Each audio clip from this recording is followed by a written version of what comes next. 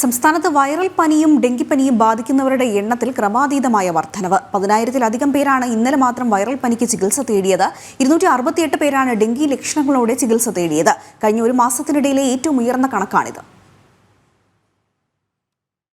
സംസ്ഥാനത്ത് പകർച്ചപ്പനിയിൽ ക്രമാതീതമായ വർധനവ് രേഖപ്പെടുത്തുന്നത് കടുത്ത ആശങ്കയാണ്. പ്രതിദിനം 10,000-ഓളം പേരാണ് വിവിധ പനികൾ പിടിപെട്ട് ആശുപത്രിയിൽ ചികിത്സ തേടിയെത്തുന്നത്.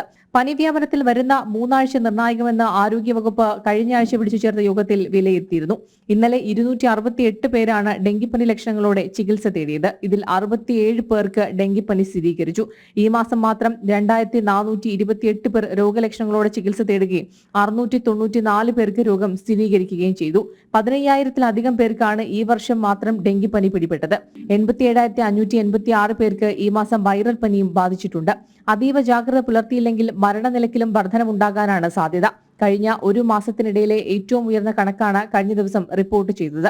മഴയ്ക്ക് ശേഷം വളരെ വേഗം കാലാവസ്ഥ മാറുന്നതാണ് രോഗവ്യാപനത്തിന് കാരണമെന്നാണ് വിലയിരുത്തൽ. മഴയെ തുടർന്ന് വെള്ളക്കെട്ടുകൾ രൂപപ്പെട്ടത് എലിപ്പനി വളരെ വേഗത്തിൽ പടരുന്നതിനും കാരണമായിട്ടുണ്ട്. ഈ വർഷം ഇതുവരെ 800-ഓളം പേർക്കാണ് സംസ്ഥാനത്ത് എലിപ്പനി ബാധിച്ചത്. 41 പേർ മരണപ്പെട്ടു. മഴ വീണ്ടും സജീവമാകുന്ന സാഹചര്യത്തിൽ അതീവ ജാഗ്രത പുലർത്തണമെന്നാണ് ആരോഗ്യവകുപ്പ് ആവർത്തിച്ചു നൽകുന്ന നിർദ്ദേശം. ജനം, തിരുവനന്തപുരം.